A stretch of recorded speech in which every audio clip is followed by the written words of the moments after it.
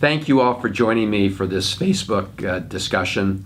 We had a terrific town hall in Baltimore City last night, close to 1,000 people asking questions, engaging in conversation, democracy at work. And it's great to see the outpouring of participation in Maryland and from throughout the country. I know some of you were not able to make the town hall last night, and so we wanted to answer some of your questions via Facebook. And so I'm going to start with one from Jess Kirkpatrick, who asked, what's our plan to help Maryland college students with crippling debt? And I should start by saying we've got to stop the Trump administration from actually making the situation even worse. I know it's hard to believe it could get even worse, but Secretary Betsy DeVos and the Trump administration have actually started to change the rules to help the lenders even more at the expense of students, and to help for-profit colleges at the expense of a student's public education at college. And so we need to stop those efforts. Second, we need to better publicize the fact that even today, people can adjust their college loan repayments through income-based repayment. So depending on your income that you're earning, if you have college debt, you may qualify for a reduction. But still, that's not enough, which is why I'm working with my colleagues in the Senate, just like we did in the House, to put forward plans to make sure that students do not graduate with crippling debt, which puts them behind even before they get started. And there are lots of good ideas out there, and we're going to be working on legislation to tackle that issue, even as we fight the Trump effort to turn back the clock. So the next question here comes from Tony Miller and Patricia Payne. How can we increase transparency in government? Will we ever see Trump's tax returns? Is there anything that Congress can do to force his hands? So first, you may know this, but Donald Trump is the first president in modern history not to disclose his tax returns to the public. We all have a right to know what the president's finances are in order to avoid conflicts, to make sure that the president is acting in the public interest rather than just trying to pad his own bottom line or those of his family and companies. We also need to know, if we're going to be discussing tax reform, what any plan would do to help the president. The president says he's going to submit a bill on tax reform. Well, before we even have a conversation about any president's plan, we should know how the plan that Trump is proposing impacts all the Trump companies and all the Trump businesses. That's only fair, because we want to make sure we have a plan that's supposed to help the middle class and working Americans, not Donald Trump, the billionaires in his cabinet, the top 1%. So we're going to be pushing legislation to require transparency, to require all presidents to submit their tax returns, to end the conflict of interests. But one practical thing we can do in the short term is just to say, we're not going to even be talking about tax reform, President Trump, until you show us your tax returns. So we also have a question from Alida Caballero in Bethesda. The question is, we face repeated attacks on women's access to abortion around the country and in Congress. What can we do to protect reproductive rights? And it is really a sad state of affairs that we're still taking on this battle all these years after the Supreme Court decision in Roe v. Wade.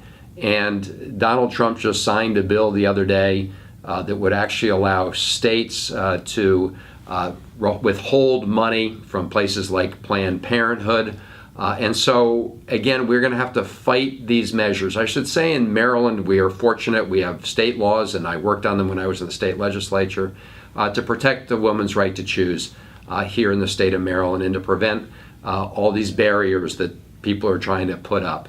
But we want to make sure women have protection throughout the United States. And that's why I've also introduced legislation, co-sponsored legislation with Senator Patty Murray and others, to prevent states from putting up these barriers.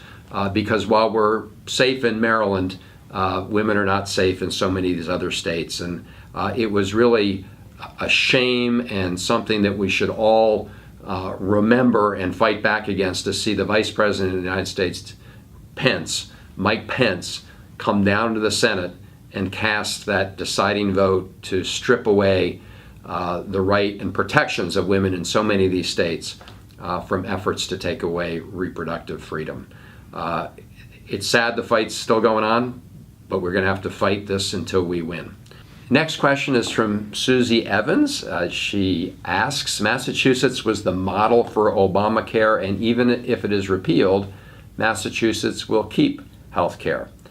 With the state exchange, will we in Maryland be able to do the same?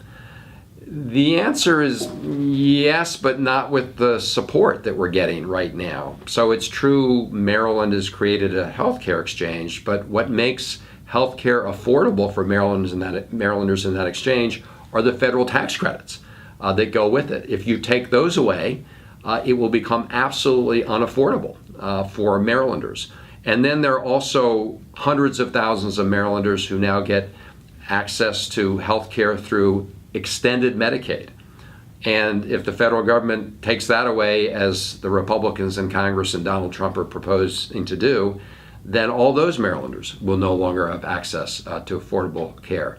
So could you keep your exchange here in Maryland? Sure, but it would be just a shell without the financing. And the state of Maryland would have to come up with the money to provide those subsidies, and they've got lots of other competing demands as well. So the bottom line is we've got to make sure we stop Trump and Republicans in Congress from blowing up and destroying the Affordable Care Act. It's helping millions of Marylanders. It's helping tens of millions, in fact, over 100 million Americans.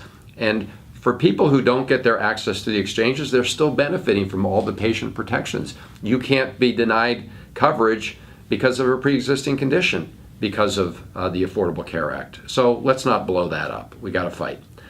And we have another question here from Brent from Baltimore.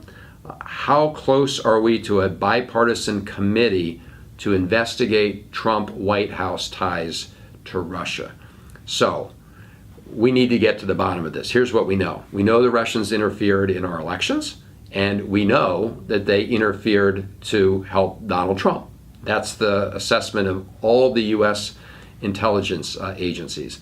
What we need to do is get to the bottom of whether the Trump campaign was colluding with the Russians to interfere in our elections. And for that, we need, first of all, a special prosecutor at the Justice Department. Obviously, Jeff Sessions, who was part of the Trump campaign, can't be trusted to do independent investigation. He has stepped aside, but now we need to make sure there's a truly independent investigator. We also need a special commission to look into this beyond just the Senate and House Intelligence Committees. We've already seen what happened on the House Intelligence Committee side, where the former chair actually went down to the White House and got information from them and went back to report to them. So that doesn't work. And while the Senate's doing a little better, the reality is at the end of the day, we need an independent commission. So I've introduced legislation with many of my colleagues. We're going to keep fighting for this. In the meantime, the public has got to keep the pressure on. This should not be a Republican issue or a Democratic issue or an independent issue or whatever. This is an issue of protecting the integrity of our elections.